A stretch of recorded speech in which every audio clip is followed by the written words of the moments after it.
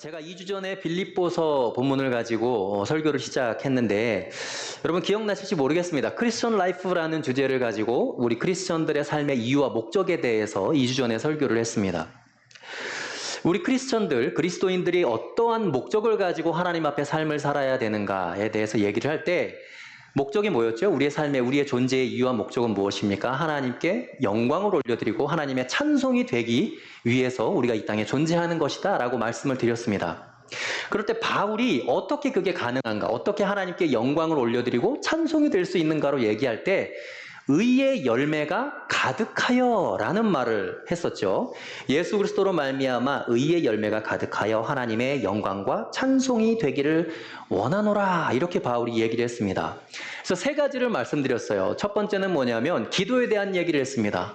이 기도의 제목을 자기 자신 안에서만 찾지 않고 다른 사람의 삶을 통해서 기도의 제목을 찾는 태도, 그것이 그리스도인들의 삶의 이유와 목적이 될 수 있다는 것입니다. 왜냐하면 예수님께서도 하나님 우편에 앉아 계셔서 우리를 위하여 늘 중보하신다라고 중보자로 계신다는 것이죠.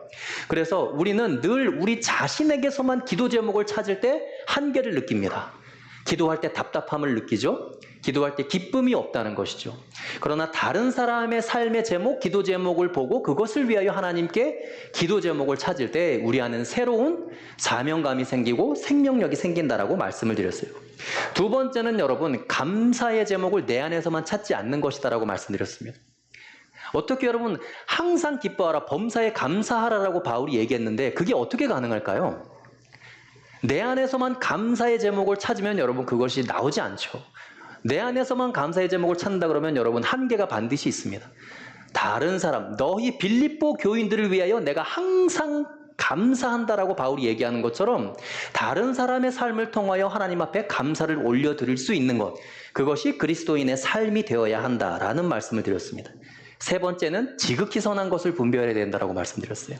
내가 선하다고 생각하는 것이 아니라 하나님께서 선하다고 생각하는 것, 그것을 분별하여 지켜 행하는 삶, 그것이 그리스도인의 삶이다라고 말씀드렸습니다. 이것이 첫 번째 크리스천 라이프에 대한 내용이었고, 오늘은 두 번째 그리스도인의 삶 두 번째 주제입니다. 복음에 합당한 생활이라는 제목으로 여러분들과 잠시 말씀 나누도록 하겠습니다. 바울은 항상 서신서를 쓸 때 이 서간문의 형식을 굉장히 지켜서 씁니다. 첫 번째는 무엇이냐면 쓰는 사람, 내가 누구인지를 밝힙니다. 예수 그리스도의 종된 바울은, 이런 식으로 자기 자신을 소개한다는 것이죠. 그 다음에 두 번째로는 수신자가 누구인지를 소개합니다. 너희 고린도에 있는 너희 성도들을 향하여 내가 편지를 쓴다, 이런 식으로 서간문에 그런 형식을 지켜서 쓴다는 것이죠. 그리고 나서 이제 하나님의 은혜와 평강이 너희에게 있을지어다 이제 축복하고 인사를 합니다.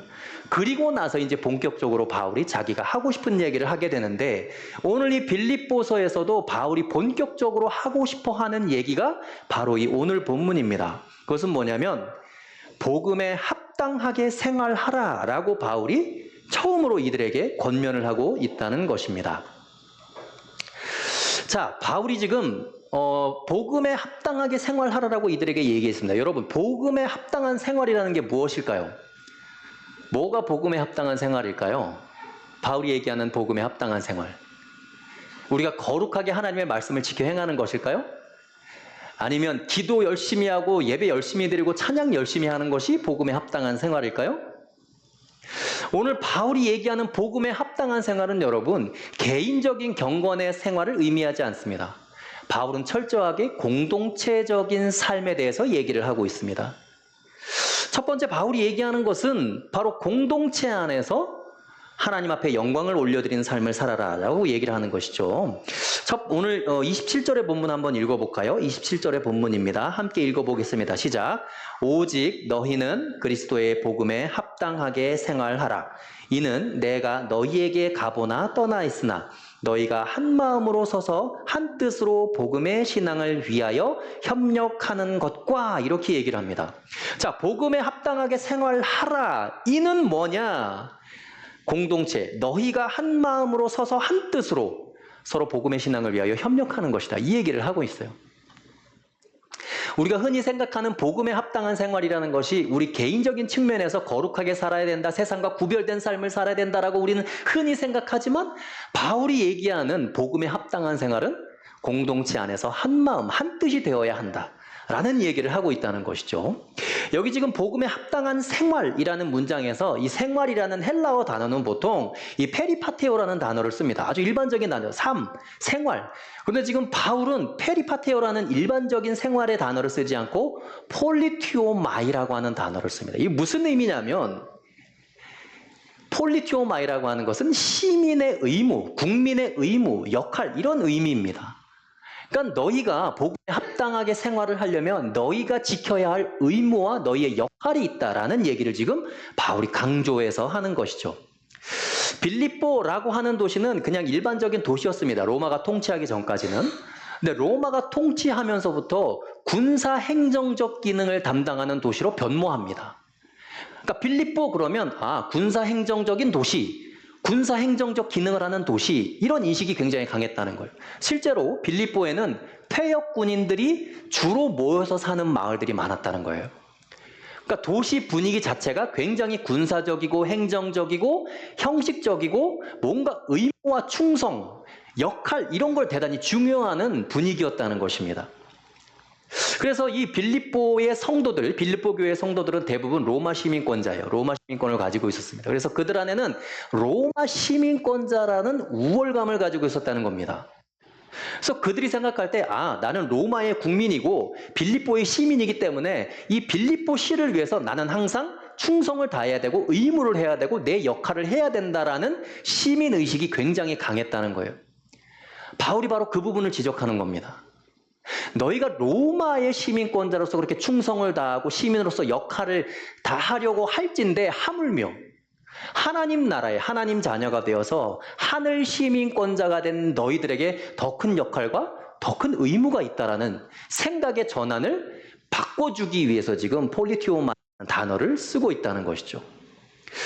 너희가 로마 시민권자로 이 땅에 살아가고 있지만 예수 그리스도의 십자가 은혜로 너희가 하늘 시민권자가 되었다. 그걸 기억하라는 거예요.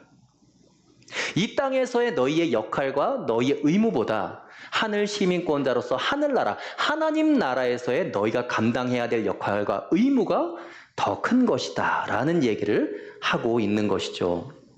그 중에 하나가 뭐냐? 너희 교회, 공동체, 믿음으로 하나 된 너희가 한 마음이 되고 한 뜻이 되어야 한다. 이것이 바로 복음에 합당한 생활이다라고 바울이 가르침을 주고 있는 것입니다. 자, 27절 말씀 다시 한번 읽어볼까요? 27절 말씀 다시 한번 읽겠습니다. 시작. 오직 너희는 그리스도의 복음에 합당하게 생활하라. 이는 내가 너희에게 가보나 떠나 있으나 너희가 한 마음으로 서서 한 뜻으로 복음의 신앙을 위하여 협력하는 것과. 여러분, 바울은 교회 개척의 전문가입니다.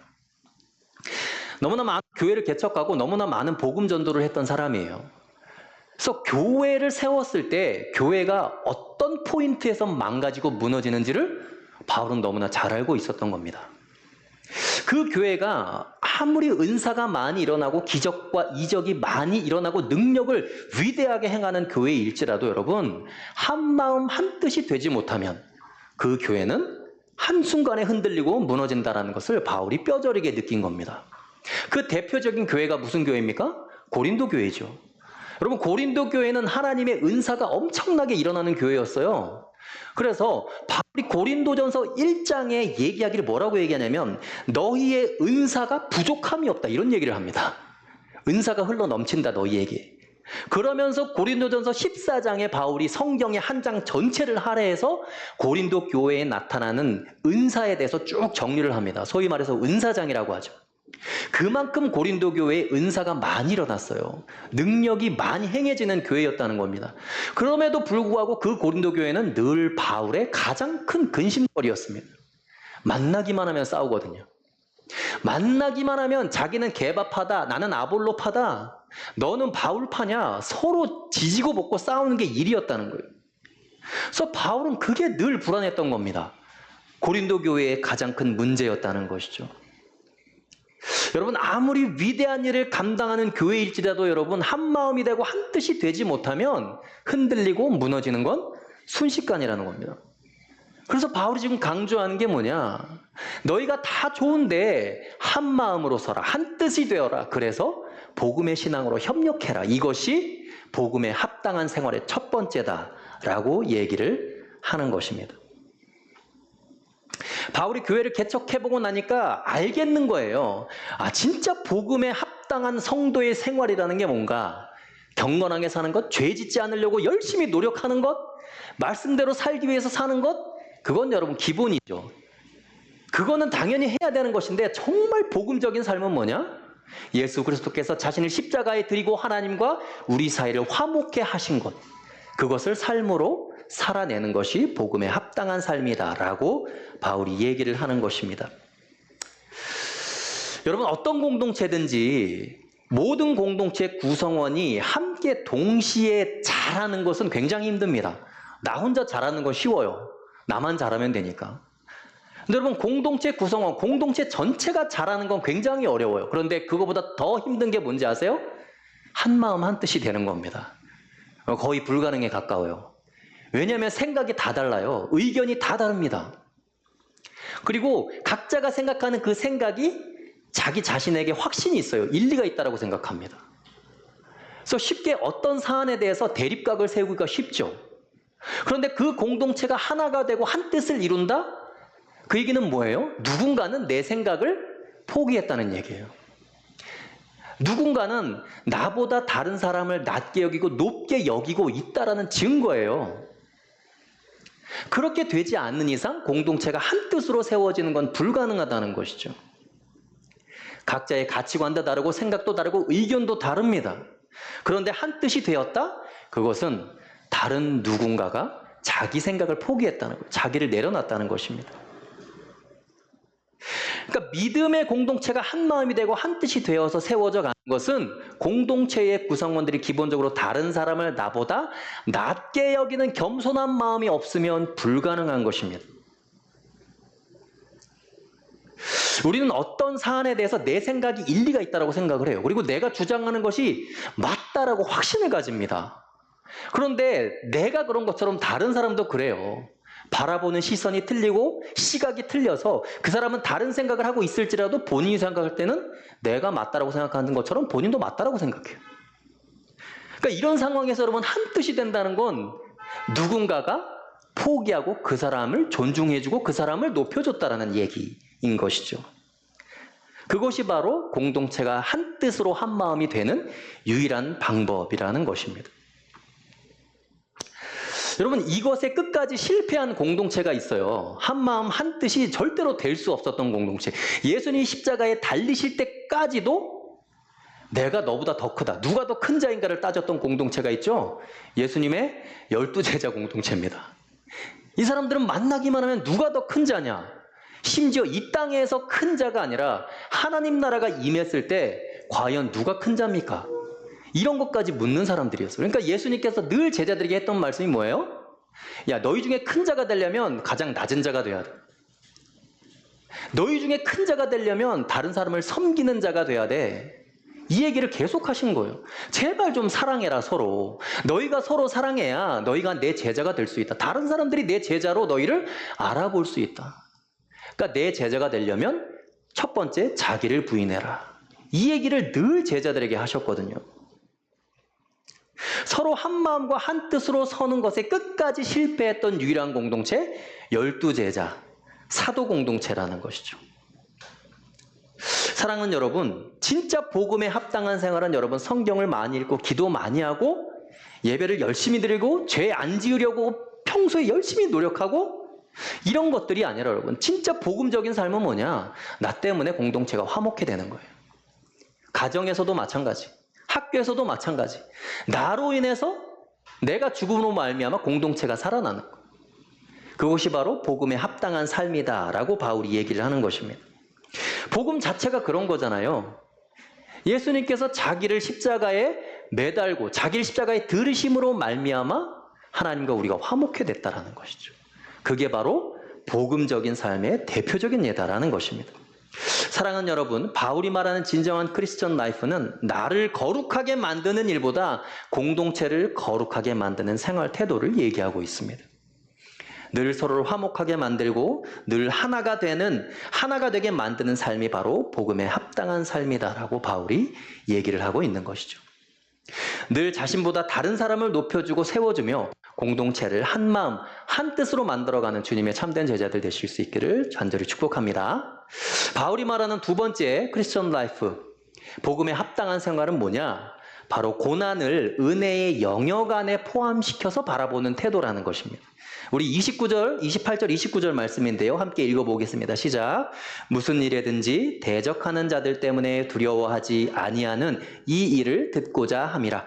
이것이 그들에게는 멸망의 증거요 너희에게는 구원의 증거니 이는 하나님께로부터 난 것이라. 그리스도를 위하여 너희에게 은혜를 주신 것은 다만 그를 믿을 뿐 아니라 또한 그를 위하여 고난도 받게 하려 하심이라. 아멘. 여기 지금 28절에 두려워한다라는 말이 나오죠. 고난 때문에 두려움을 느낀다는 겁니다. 근데 이 두려움을 느낀다라고 하는 의미는 말이 막 달려가다가 앞에 장애물 때문에 뒷걸음질을 친다, 방향성을 잃어버린다, 그런 의미예요.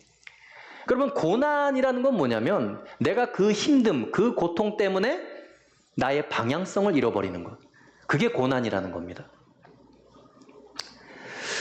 어떤 물리적인 방해, 어떤 물리적인 어려움 때문에 내가 걸어가고자 하는 길을 걸어가지 못할 때 그때 고난이 찾아왔다라고 바울이 얘기를 한다는 것이죠. 우리가 고난을 힘들게만 생각하는 이유는 고난은 일이라도 내 인생에 있어서는 안 된다라는 의식이 강해서 그래요. 뭐 사람이기 때문에 연약함 때문에 고난을 피하고자 하는 마음이 들 수도 있습니다. 그러나 바울이 얘기하는 것은 그것은 성경적이지 않다라고 얘기해요. 지금 29절에 뭐라고 얘기를 하냐면 은혜를 주신 것은 믿음뿐만 아니라 인생의 방향성을 잃게 만드는 고난까지도 은혜의 영역 안에 포함되어 있다라고 바울이 얘기를 하는 것입니다. 그러니까 우리가 말하는 은혜라고 하는 큰 덩어리 안에 두 가지 요소가 존재하는데 하나는 믿음입니다. 예수 그리스도를 믿음으로 말미암아 구원받는 것, 그것이 은혜의 하나의 큰 포션이고 또 하나의 포션은 뭐냐면 우리가 하나님을 찾을 수밖에 없는 고난의 상황, 하나님 앞에 처절하게 매달릴 수밖에 없는 그 고난, 그것도 은혜의 영역을 바치고 있는 또 하나의 중요한 요소다라고 바울이 얘기를 하는 것이죠. 여러분, 흔하게 생각해 볼 수 있는 장미꽃을 한번 예를 들어 보겠습니다. 여러분, 장미를 바라볼 때 어때요? 예쁘죠? 그렇죠? 근데 여러분, 예쁜 부분만 장미라고 얘기할 수 있어요? 장미 보면 꽃잎이 예쁘죠? 꽃이 예쁘게 이렇게 펴 있잖아요. 그런데 밑에 달린, 줄기에 달린 가시는 나를 찌르고 아프게 하는 그 가시는 장미꽃이 아니라고 생각할까요? 아니죠. 그것까지 장미예요. 비록 내가 줄기를 잡았을 때 내 손을 찌르고 내 손에 피가 나게 하는 가시일지라도 여전히 그 줄기의 가시까지도 장미라는 것이죠. 여러분, 예수님의 십자가를 고난을 빼고 설명할 수 있을까요? 예수님의 십자가 자체는 은혜죠. 우리에게 더할 나위 없는 새로운 생명을 주신 하나님의 크신 은혜입니다. 그런데 예수님의 고난을 빼고 십자가를 설명할 수 있겠습니까? 불가능해요. 그것과 마찬가지입니다. 은혜라고 하는 큰 우리의 삶의 영역 안에 믿음뿐만 아니라 고난도 하나님이 허락하셨다라고 바울이 얘기를 하는 것이죠. 자, 우리 30절 말씀 읽어보겠습니다. 30절 바울이 고난에 대해서 뭐라고 얘기하는지 읽어보겠습니다. 시작. 너희에게도 그와 같은 싸움이 있으니 너희가 내 안에서 본 바요 이제도 내 안에서 듣는 바니라. 자, 바울은 지금도 고난을 겪고 있다고 얘기해요. 빌립보서를 바울이 어디서 썼다고 얘기했죠? 가택 연금 상태에서 빌립보서를 썼습니다. 그러니까 발에 착고가 채워져 있어요. 두 발에 쇠사슬이 묶여져 있습니다. 그리고 방문을 열고 나가면 마당을 지나서는 대문 밖으로 못 벗어납니다. 경비병들이 지키고 있어요. 가택연금, 집안에 갇혀 있는 상황이에요. 자유의 몸이 아닙니다. 그러니까 여전히 자기에게는 고난이 있는 거예요. 너희가 내 안에서 본 바요 이제도 지금도 내 안에서 듣고 있는 바니라. 이 빌립보 서신을 통해서 너희가 듣고 있는 그 자체가 바로 내 고난이다라고 얘기를 하는 것이죠. 너희에게도 그와 같은 싸움이 있다. 고난을 싸움으로 표현하고 있습니다. 여러분, 싸움의 결말은 뭐예요? 이기냐 지느냐죠. 고난의 결말은 뭐예요? 이기냐 지느냐예요. 여러분, 고난의 싸움에서 이길 수 있는 유일한 방법은 끝까지 하나님을 붙들고 버텨내는 겁니다. 인내하는 거예요. 그 시험의 패스를 통과하는 것이죠. 상황이 힘들어서 중간에 돌아서고 회피하고 인도하심을 의심하고 이탈하면 지는 겁니다. 마치 말이 경주를 하다가 장애물이 있어서 경주를 포기하고 뒷걸음질 치고 방향성을 잃어버리고 다른 곳으로 이탈하면 경주에 지는 거예요. 그래서 바울이 지금 고난을 이기고 지는 문제로 표현하고 있다라는 것이죠. 여러분, 이 고통스러운 고난을 어떻게 참아낼 수 있을까요? 이거 어떻게 이겨낼 수 있어요? 무엇이 고난으로 하여금 우리를 이기게 만듭니까? 고난을 은혜로 해석하는 태도예요. 이것이 고난을 이겨낼 수 있는 가장 큰 원동력이 된다라고 얘기를 하는 것입니다. 그래서 그리스도인의 삶, 크리스천 라이프에서 가장 복음에 합당한 생활은 뭐냐? 바로 고난을 은혜로 해석하는 태도라는 것입니다. 자, 바울은 이 고난을 어떻게 은혜로 해석하고 있을까요? 에베소서 3장 1절과 2절을 보면 바울이 고난에 대해서 어떻게 생각하고 있는지 고난에 대한 의식을 잘 알 수 있습니다. 한번 읽어보겠습니다. 1절, 2절 시작. 이러므로 그리스도 예수의 일로 너희 이방인을 위하여 갇힌 자 된 나 바울이 말하거니와 너희를 위하여 내게 주신 하나님의 그 은혜의 경륜을 너희가 들었을 터이라. 자, 갇힌 자 된 것을 너희가 들었지 은혜야, 이런 얘기입니다. 자기가 갇힌 자가 된 자체가 은혜라는 거예요. 여러분, 바울이 진짜 은혜로 생각하고 있을까요? 의심이 돼요. 여러분, 이런 상황에서 은혜라고 바라볼 수 있겠습니까? 바울이 여러분 개인적인 사업을 하다가 이윤을 추구하다가 갇힌 게 아니에요. 하나님의 일을 하다가 갇힌 겁니다. 복음 전하다가 갇혔다는 거예요. 두 발의 착고가 채워졌다는 겁니다. 자유를 잃어버렸어요. 누군가 바울을 도와주지 않으면 바울은 굶어 죽을 수밖에 없는 상황에 놓인 겁니다. 그런데 그것을 바울은 은혜로 해석을 하고 있다라는 것이죠. 사랑하는 여러분, 고난을 은혜의 영역으로 받아들일 수 있게 되기를 간절히 축복합니다. 요즘 들어서 저는 제 나름대로의 고난의 시간을 보내고 있다고 생각해요. 사실 이제 어떻게 해석해 보면 은혜의 시간이기도 합니다. 제가 이렇게 많이 주님의 이름을 불러본 적이 없어요. 제가 이제 교회를 개척하고 나서 이제 새벽 배송을, 쿠팡에서 새벽 배송을 이제 한다고 말씀드렸는데, 새벽 배송을 하다가 제가 이 발이 부러졌잖아요. 발이 부러져서 한동안 배송을 못하고 있다가 쉬었어요. 쉬다가 이제 어느 정도 좀 몸을 추스리고 이제 새로 배송을 이제 하게 됐는데, 너무 힘든 겁니다. 진짜 너무 힘들어서 계속 주님 계속 불러요. 그러니까 지금의 상황이 저에게는 고난입니다. 그런데 뒤집어서 생각해보면 내가 로컬 처치에서 부목사로 생활할 때 내가 이렇게 주님의 이름을 많이 불러본 적이 있는가? 내가 이렇게 간절하게 주님을 찾았던 적이 있는가라는 생각을 하게 되는 겁니다. 그것을 생각해볼 때 비록 육신은 고통스럽고 힘들고 마음에 부담은 있지만 새벽 7시가 되기 전까지 모든 물량을 배송을 해야 된다는 부담감은 있지만 그럼에도 불구하고 내가 계속 걷고 뛰고 달리고 하면서 주님을 이렇게 많이 찾아본 적이 있는가? 이렇게 간절하게 매달려 본 적이 있는가? 그 생각을 하게 됐다는 거예요. 여러분, 고난을 은혜로 해석할 수 있게 되기를 간절히 축복합니다. 그것이 바로 오늘 바울이 얘기하는 복음에 합당한 그리스도인의 삶이다라고 얘기를 하는 것이죠. 오늘 바울이 얘기하는 복음에 합당한 생활 두 가지를 말씀드렸습니다. 첫째는 뭐예요? 공동체가 한 마음과 한 뜻이 되는 것. 그것이 그 일에 헌신하는 것이 바로 복음에 합당한 삶이다. 두 번째는 무엇입니까? 하나님께 주신 은혜의 영역 안에 믿음만 있는 것이 아니라 고난도 있다. 그래서 고난을 은혜로 해석할 수 있는 시각이 바로 그리스도인들에게 필요한 것이고, 그런 시각을 가질 때에 복음에 합당한 생활을 할 수 있다라고 바울이 얘기하는 것이죠. 바울의 이 두 가지 가르침을 여러분 반드시 기억하셔서 진정한 크리스천의 삶, 주님의 참된 제자로 살아가실 수 있는 저와 여러분들 되실 수 있기를 간절히 축복합니다. 이 시간 함께 기도할까요?